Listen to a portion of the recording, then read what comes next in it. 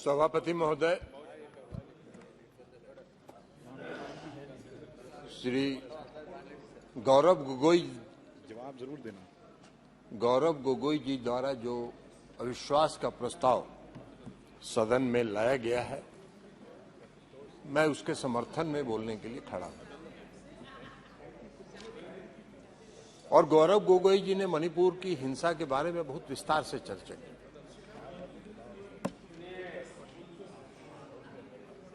और हम लोग को आश्चर्य तब होता है जब मणिपुर इस देश का पूर्वोत्तर राज्य है, महत्वपूर्ण राज्य है, डबल इंजन की सरकार है।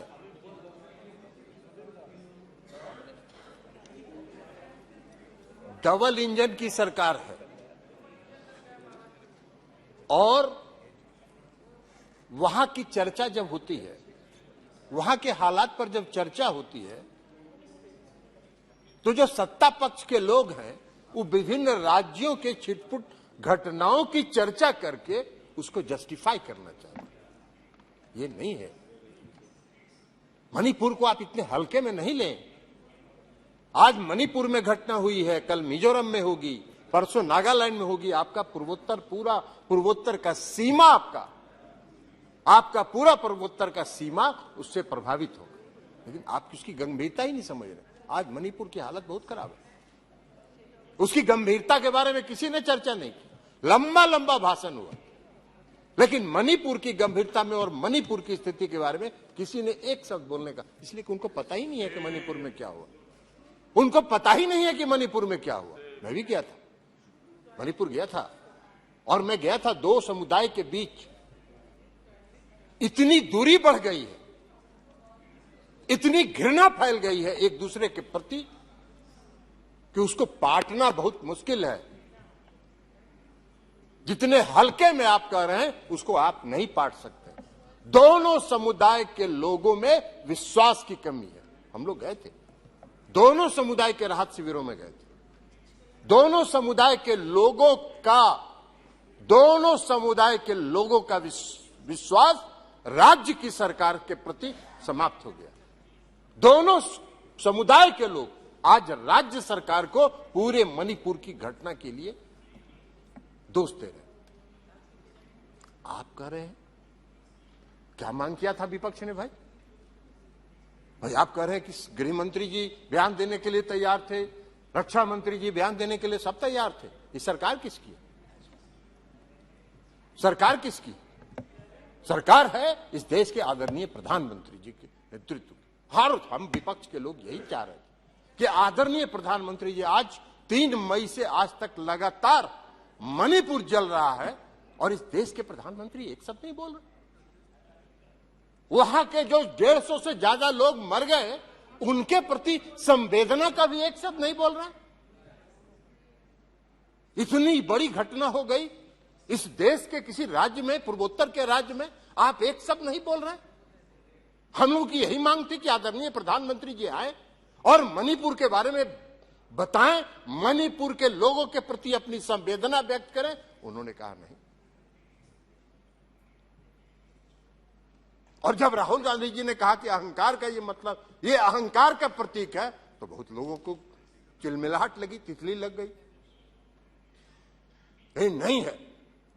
मणिपुर में आज बहुत कुछ करने की जरूरत है। मणिपुर के लोगों में विश्वास पैदा करने की जरूरत है। दोनों समुदाय में विश्वास पैदा करने की जरूरत है। मणिपुर के लोगों को पुनर्वासित करने की जरूरत है। आज बेघर होकर लोग मई से आज तक राहत शिविरों में रह रहे। राहत शिविर में गर्भवती महिलाओं का गर्भ रह रही है, वहां प्रसव पीड़ा हो रहा है, वहां बच्चे पैदा हो रहे हैं। यह दुर्भाग्य है। और आप कह रहे हैं उसको अलग अलग राज्यों की छिटपुट घटनाओं को जोड़कर आप कह रहे हैं कि बहुत सही। भाई मौन व्रत तो धारण किया प्रधानमंत्री जी, जरूर किया। क्या नहीं? प्रधानमंत्री जी इस देश के प्रधानमंत्री हैं। उनका यह कर्तव्य दायित्व तो नहीं बनता है कि अपने राज्य में, किसी राज्य में इतनी बड़ी घटना हो गई, उसके बारे में हम एक शब्द बोले? क्या है? ये तो वही पुरानी कहावत है, रोम जल रहा था, नीरो बंसी बजा रहा था। और दिनकर जी की एक कविता है, हम आपको सभापति महोदय सुनाना चाहते हैं। क्या कहा कि मैं घनघोर निराशावादी हूं, तब तुम ही टटोलो हृदय देश का और कहो, लोगों के दिल में कहीं अश्रु क्या बाकी है। बोलो बोलो विस्मय में ये मत मौन रहो। ये है दिनकर जी की कविता। आप मौन धारण की, आपको इस देश की जनता ने देश चलाने की जिम्मेवारी दी है, लेकिन है, और इसलिए आज अविश्वास प्रस्ताव लाना पड़ा। महोदय अभी आएंगे, बोलेंगे, आप चिंता मत, चुप रहिए, बैठिए ना, अभी आपको बताएंगे, अभी वो भी बता देंगे आपको,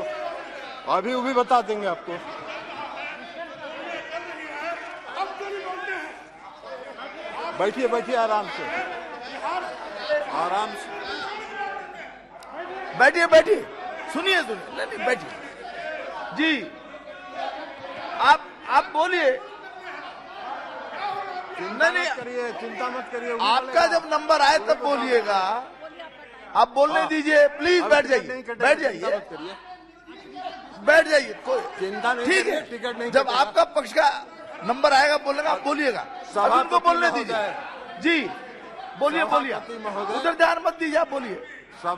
सभापति महोदय, अब हम जरा बता दें, आदरणीय प्रधानमंत्री जी, हम बता दें, आदरणीय प्रधानमंत्री, रिकॉर्ड में नहीं जा रही है, 9 वर्षों से राजीव रंजन सिंह जी के रिकॉर्ड में जा रही है जी। 9 साल से इस देश में शासन कर रहे हैं, और इस देश की जनता आज अपने आप को छला हुआ महसूस कर रही है।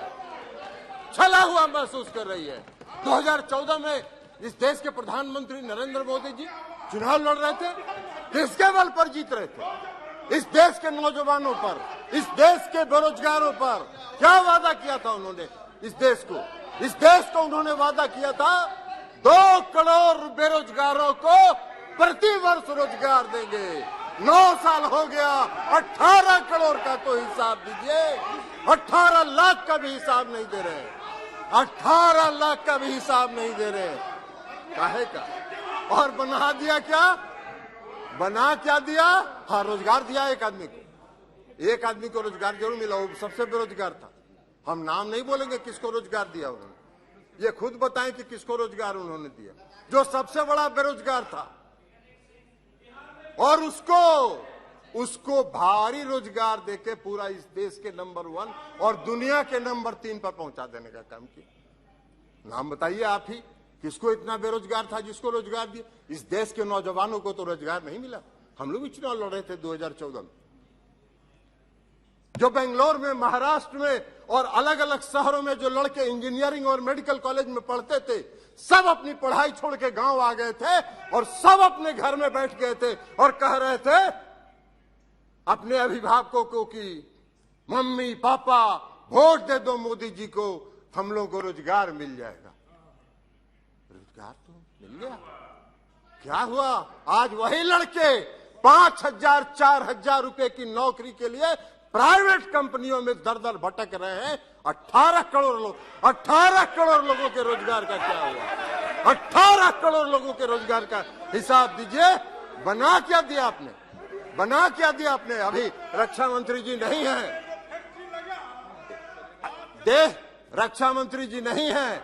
रक्षा मंत्री जी को मालूम है इस देश में जो नियमित सेना में बहाली होती है, लाखों नौजवानों ने नियमित बहाली में दौड़ में पास किया, उनका मेडिकल हो गया, उनका नियुक्ति पत्र जारी होना था, उसको फाड़ के फेंक दिया गया और 4 साल के लिए अग्निवीर बना दिया गया। बाहर रोजगार के प्रति आपका नजरिया, कौन सा रोजगार के प्रति आपका नजरिया है? यही है आपका रोजगार के प्रति आपका नजरिया। महोदय, देश के प्रधानमंत्री ने 2014 में घूम के भाषण दिया। अरे बोलिए ना कि नहीं बोले थे कि 2 करोड़ लोगों का अगर साहस है, हिम्मत है तो कहिए कि हमने नहीं कहा था कि हम 2 करोड़ लोगों को रोजगार देंगे। काला धन लाएंगे, काला धन पूरे देश से लाएंगे, पूरे दुनिया में जितना काला धन है वो लाएंगे। हर गरीब के खाते में 10 से 15 लाख रुपया पहुंचाएंगे। एक आदमी को भी नहीं मिला। काला धन लाने की तो बात छोड़ दीजिए। विजय माल्या, नीरव मोदी और मेहुल चौकसी आपके आंख के नीचे से काला धन लेके विदेश चला गया, आपका बैठे रह गया। आप देश की जनता को छल रहे हैं, देश की जनता को छलने का काम कर रहे हैं। और उसके बाद इस देश के गृह मंत्री जी 2014 के चुनाव के बाद हमने देखा एक टीवी चैनल पर इंटरव्यू उनका। एक टीवी चैनल वाले ने पूछा देश के गृह मंत्री जी से कि माननीय गृह मंत्री जी, आपने इस देश में नौजवानों को 2 करोड़ लोगों को प्रति वर्ष रोजगार देने का वादा किया था। आपने हर गरीब के खाता में 10 से 15 लाख रुपए भेजने का वादा किया था। क्या हुआ? क्या कहा उन्होंने? उनका जवाब था कि चुनाव के टाइम में इस तरह के जुमले कहे जाते हैं जिसका कोई मतलब नहीं है। मेरे इसमें है, कहिएगा दिखा देंगे इसमें है आपका गृह मंत्री जी का इंटरव्यू, आपका गृह मंत्री जी का इंटरव्यू है, दिखा देंगे। आपका गृह मंत्री जी का इंटरव्यू दिखा देंगे। जुमला कहेंगे।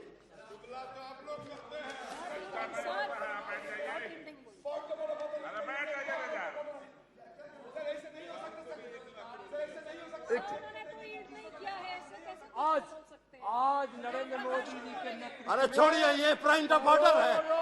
ये सभापति महोदय, ये सब धंधा नहीं चलेगा। बीच में कोई पॉइंट ऑफ ऑर्डर के नाम पर खड़ा होके और अनर्गल बात करेंगे, ये नहीं चलेगा। ये सब जुमलेबाज हैं। ये क्या बोलेंगे? जुमला कहते हैं। इनके 1 नंबर के मंत्री ने इस देश में कहा कि जो चुनाव में हम वादा करते हैं वो जुमला होता है। यह कह रहे हैं महंगाई। आज देश में सबसे बड़ी समस्या क्या है? महंगाई। आप उज्ज्वला योजना की चर्चा अब आप नहीं करते हैं, क्योंकि उज्ज्वला योजना में जितना सिलेंडर आपने बांटा, 5% घरों में भी आज वो सिलेंडर नहीं जल रहा है। क्यों? 1400 रुपए 1300 रुपए सिलेंडर का दाम हो गया। अब आप उसका नहीं, पहले बहुत पीठ थपथपाते थे, अपना हर भाषण में कहते थे उज्ज्वला योजना, उज्ज्वला योजना, उज्ज्वला योजना। अब शांति में कायम हो गया। आप बात कर रहे हैं भ्रष्टाचार की। आजकल आप देश भर में घूम घूम के भ्रष्टाचार की चर्चा कर रहे हैं। महाराष्ट्र में क्या हुआ? अरे 70,000 करोड़ प्रधानमंत्री का भाषण सुने। 70,000 करोड़ का महाराष्ट्र में घोटाला हो गया। महाराष्ट्र में 70,000 करोड़ का घोटाला हुआ। आज 3 दिन के अंदर सबको वॉशिंग मशीन में डाल के 1 सेकंड में बाहर निकाल दिया। सबको सरकार में शामिल कर ली।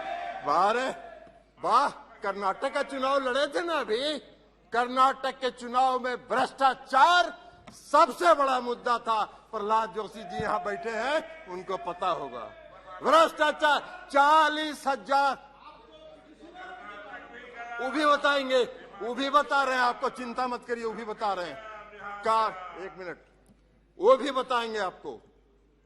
आप कर्नाटक में 40 लाख की चर्चा हर घर में थी, हर सड़क पर थी, हर चौक पर थी, हर चौराहे पर थी। आप भ्रष्टाचार की बात कर रहे हैं। आपको क्या भ्रष्टाचार के खिलाफ बोलने का आपका कर रहे हैं?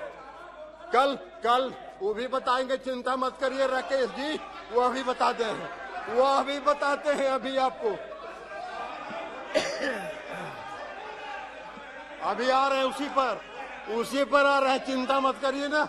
अरे बैठिए ना, उसी पर आ रहे हैं। Address the chair only. कृपया अभी देखिए, अध्यक्ष पीठ की तरफ बात करें। कहाँ यहाँ बैठे? आप निशिकांत जी कल भाषण दे रहे थे। आप अपनी बात कहिए। खाली फंडिंग करते थे। अरे भाई, किस कंपनी के बिहाफ में आप फंडिंग करते थे? उसका भी तो जरा नाम बताइए। फंडिंग करते थे तो इसलिए अब गृह मंत्री जी ने, अब सुन लीजिए, गृह मंत्री जी ने चर्चा किया दिल्ली विधेयक पर चर्चा के दौरान कहा, अरे भाई चुड़िए ना, सुन बैठिए ना, बैठिए बैठिए। गए थे, आप भी गए थे, कहाँ गए थे वो हम बोल दें क्या? आप ललन बाबू, आप इधर बात कुमार जी कीजिए के यहाँ गए थे कि भाजपा वाला हमको अरे बहुत तंग कर रहा है, बात कीजिए, करा लीजिए। बात कीजिए, इधर ध्यान दीजिए। 2022 में जब हम लोगों का गठबंधन बना 9 अगस्त को, 1 मिनट, 9 अगस्त 2022 को, तब से इनको तितली लग गई, तब से इनको भारी तितली लग गई है। पूरा देह खजुला रहा है, सबका देह खजुला रहा है। 2017 में अभी बताएंगे आपके भविष्यवाणी का भी, आपके गृह मंत्री जी कितने बड़े भविष्य वक्ता हैं। 2022 में जब हुआ तितली लग गई, तितली लग गई, इसलिए कि 2015 में जब 3 नहीं, ये बात ठीक गठबंधन नहीं। आपको अवसर मिलेगा तब आप अपनी बात रखिएगा, आपको अवसर मिलेगा, अपनी बात रखिएगा। अभी सुनिए, 2017 में जब हम लोग 2015 में जब हम लोग का, ओहो ठरण यार, आप कहाँ के लिए बीच में बोल रहे हैं? 2015 में जब बिहार में गठबंधन हुआ आरजेडी का, जनता दल यू का और कांग्रेस पार्टी का, तो गृह मंत्री जी 3 महीना बिहार में कैंप किए, 3 महीना बिहार में कैंप किए। और खड़े बैठिए ना, आप दिल्ली का बैठे, बिहार के बारे में क्या जानते हो? ABCD जानते हो ही नहीं, ABCD जानते हो? ABCD जानते हो? आप बार बार उधर क्यों देखते हैं? तो आप इधर बात करिए ना। तो जब गठबंधन हुआ 3 महीना भी वहां, 3 महीना गृह मंत्री जी कैंप किए, 3 महीना गृह मंत्री जी कैंप किए, और 43 आम सभा इस देश के आदरणीय प्रधानमंत्री जी ने की, जो रिकॉर्ड है किसी राज्य के विधानसभा के चुनाव में प्रधानमंत्री ने 43 आम सभा की होगी, ये रिकॉर्ड है। और सीट आया 52 गो, 52 सिमट गए। और जब इनका नहीं चला तो इन्होंने लालू जी के परिवार के यहाँ छापा मरवाने का काम किया।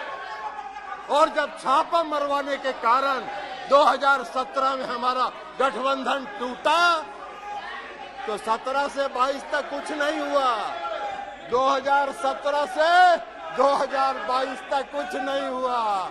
शांति में इनके तीनों पालतू तोते शांत बैठ गए। और जैसे ही 9 अगस्त 2022 को फिर से गठबंधन हुआ, तीनों तोता चालू हो गए, तीनों तोता दौरा कर रहे हैं, लगातार दौरा कर रहे हैं, लगातार छापा मार रहे हैं। अरे मारते रहो, बिहार का 40 में 40 सीट हारोगे।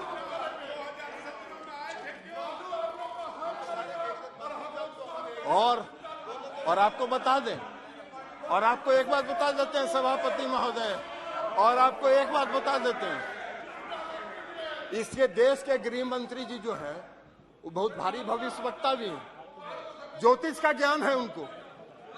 अभी कह रहे थे उस दिन दिल्ली पर 2024 में फिर से नरेंद्र मोदी जी इस देश के प्रधानमंत्री बनेंगे। अब इनके ज्योतिष ज्ञान का हम आपको बताते हैं। ओह चलो यार,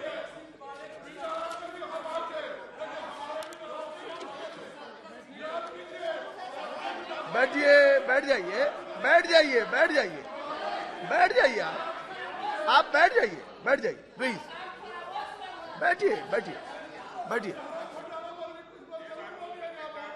2000 रिकॉर्ड में नहीं जा रहा है। 2000 बोलिएगा तो रिकॉर्ड में आएगा, तब बोलिएगा जी। 2015 में इन्होंने गृह मंत्री जी ने, अरे कुछ रिकॉर्ड में नहीं जा रहा है। मंत्री जी ने भविष्यवाणी बैठिए कि जिस दिन बिहार के चुनाव की गिनती होगी उस दिन 11 बजे नीतीश कुमार जी त्याग पत्र देंगे, 12 बजे प्रधानमंत्री भारतीय जनता पार्टी की सरकार बिहार में बनेगी।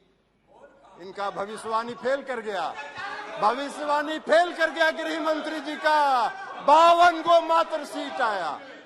2021 में बंगाल में चुनाव लड़ रहे थे, कहे 2/3 बहुमत से सरकार बनाएंगे, हार गए। 2022 में हिमाचल गए, वहां कहे सरकार बना रहे हैं, भविष्यवाणी फेल कर गया। कर्नाटक गए, वहां कहे 2/3 से सरकार बना रहे हैं, हार गए। 2024 भी आप जरूर हारेंगे, आपका भविष्य यही बता रहा है। और आप एक बात बता देते हैं, 2-3 मिनट में कंक्लूड करेंगे सभापति महोदय। आई गृह मंत्री जी का आदत है सब, इनका गृह मंत्री जी का यही आदत है। बिहार में अभी 3 बार गए, 3 दौरा कर लिए हैं। एगो पहला दौरा में गए, बैठिए, पॉइंट ऑफ ऑर्डर कर लिया। क्या पॉइंट ऑफ ऑर्डर है? नहीं, क्या पॉइंट ऑफ ऑर्डर? जी जी, क्या 352(2) जी, 352(2) सर, आप बैठिए ना, बैठिए आप। इन्होंने कई एक बातें जो है डिफेमेटरी माननीय गृह मंत्री जी के लिए की है। 352(2) ये कहता है कि वो सदन के सदस्य हैं, बिना ये नोटिस के उनके बारे में इस तरह की बातें जो बाहर बोली गई हैं वो नहीं बोल सकते हैं। माननीय रंजन जी जो है, ललन जी, इस सदन के मेरे से ज्यादा वरिष्ठ सदस्य हैं, यहाँ के नियम कानून के बारे में उनको ज्यादा जानकारी है, इसलिए जो भी बातें उन्होंने कही वो एक्सपंज कर देना चाहिए और उनको इस तरह की बातें नहीं करनी चाहिए। देख लेंगे इसको। जी, हो गया, ठीक है। अरे छोड़िए ना, 1 मिनट। जी, जी, जी। ओ छोड़ दीजिए ना जी, कुछ नहीं बोले हैं, इनका छोड़ दीजिए। हाँ, और सभापति महोदय 3 बार गए गृह मंत्री जी बिहार। पहला बार गए पूर्णिया में भाषण दिए, कहे कि पूर्णिया का हवाई अड्डा मोदी जी ने बनवाया कि नहीं बनवाया। जनता हंस रही थी, जिसका काम भी शुरू नहीं हुआ उसको ही बनवा दिया हवाई अड्डा। अरे ऐसा बड़ा भारी जुमलेबाज तो देखे ही नहीं भाई। जिस हवाई अड्डे का काम भी शुरू नहीं हुआ उस हवाई अड्डे को बनवा दिए। या यही अध्यक्ष थे, ये जो बैठे हुए हैं ना, ये अध्यक्ष थे, यही फीडबैक दिए होंगे। और उसके बाद गए अभी लखीसराय में, लखीसराय में जाके इन्होंने क्या कहा, मुंगेर में इंजीनियरिंग कॉलेज मोदी जी ने बनवाया कि नहीं बनवाया, मेडिकल कॉलेज बनवाया कि नहीं बनवाया, हर घर नल का जल मोदी जी ने पहुंचाया कि नहीं पहुंचाया। तीनों झूठ है, तीनों सफेद झूठ है। मुंगेर का मेडिकल कॉलेज 1 रुपया केंद्र का नहीं है, मुंगेर का इंजीनियरिंग कॉलेज 1 रुपया केंद्र का नहीं है। मुंगेर बिहार में हर घर नल का जल 1 रुपया राज्य की सरकार ने केंद्र से नहीं लिया। इन्होंने ऑफर किया, उन्होंने ठुकरा दिया, कहा नहीं लेंगे। तुम्हारी फितरत है, केंद्र सरकार की फितरत है। राज्य की कोई योजना चलती है, उसमें कुछ पैसा दे देते हैं। अब पैसा दे के कहते ही तो मेरा योजना है। नीतीश जी ने कहा 1 रुपया नहीं लेंगे, हम अपनी ताकत पर करेंगे, और ये काम उन्होंने किया। शर्म ही नहीं आता है। ये भी गए थे लखीसराय में, यही बताए होंगे कि मेडिकल कॉलेज बनवा दिया, इंजीनियरिंग कॉलेज बनवा दिया, हर घर नल का जल बनवा दिया। ललन जी फीडबैक देते हैं। इस देश के गृह मंत्री जी इसी तरह के बयान करने के आदी हैं। अरे जम्मू एंड कश्मीर में पीडीपी कौन था? क्यों समझौता किए थे? आपका नेचुरल एलाई था क्या? आपका स्वाभाविक गठबंधन था जी। बात बना रहे हैं और यहाँ भाषण देते हैं सब जम्मू एंड कश्मीर का। मुफ्ती महबूबा मुफ्ती से गठबंधन किया कि नहीं किया? क्यों किया? आप लालू जी हमारे साथ रहे, धन्यवाद। हम लोग एक पार्टी में रहे हैं, इस पार्टी का निर्माण हम लोगों ने किया था जी। इसलिए रहेंगे। आपका खाता बहुत धन्यवाद। बिहार में जी नहीं जी खुलने वाला। जी।